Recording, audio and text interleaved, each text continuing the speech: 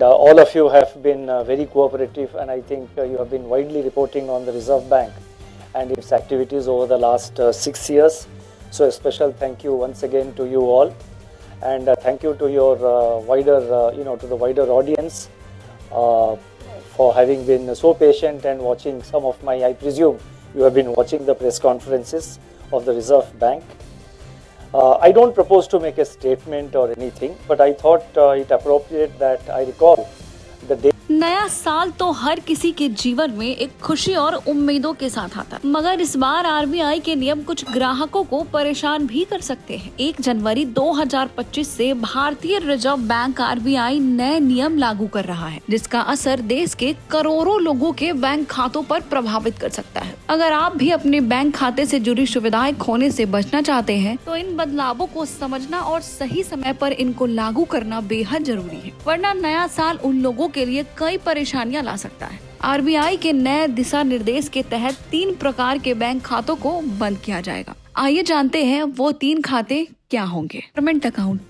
Dormant account वे खाते होते हैं जिनमें 2 साल या उससे अधिक समय तक कोई लेन देन नहीं हुआ है। ऐसे खाते अक्सर साइबर अपराधियों के निशाने पर रहते हैं। ऐसे खातों को बंद करके आरबीआई ग्राहकों और बैंकों को सुरक्षित करना चाहती है। दूसरा, इनएक्टिव अकाउंट। वे खाते जिनमें पिछले 12 महीने या उससे अधिक समय से कोई गतिविधि नहीं रही है, उन्हें भी बंद किया जाएगा। इन खातों को धोखाधड़ी से बचाने के लिए यह फैसला लिया जा रहा है। अगर आपका खाता इनएक्टिव है तो इसे सक्रिय करने की प्रक्रिया अनिवार्य है। तीसरा, जीरो बैलेंस अकाउंट। लंबे समय तक शून्य बैलेंस बनाए रखने वाले खाते भी बंद किए जाएंगे। यह कदम खाता दुरुपयोग रोकने, वित्तीय जोखिम कम करने और ग्राहकों को बैंक के साथ सक्रिय संबंध बनाए रखने के लिए उठाया गया है। आरबीआई ने डिजिटल लोन को लेकर नए दिशा निर्देश जारी किए हैं।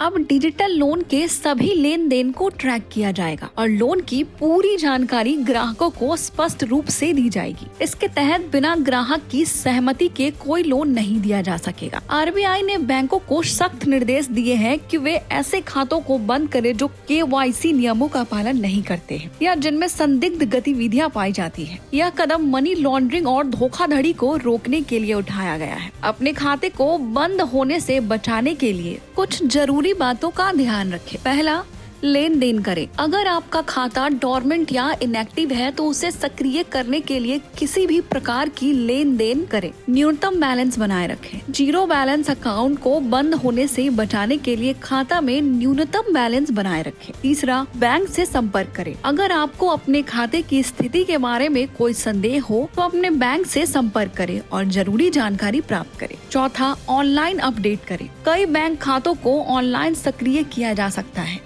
आप अपनी बैंक की वेबसाइट या मोबाइल ऐप के माध्यम से खाता का अपडेट करते रहें। पांचवा, केवाईसी प्रक्रिया पूरी करें। कई बार खाता बंद होने से बचाने के लिए केवाईसी प्रक्रिया को पूरा करना भी जरूरी होता है। सुनिश्चित करें कि आपकी केवाईसी प्रक्रिया अपडेट हो। इन तरीकों से आप अपने खातों को बंद होने से बचा सकते हैं।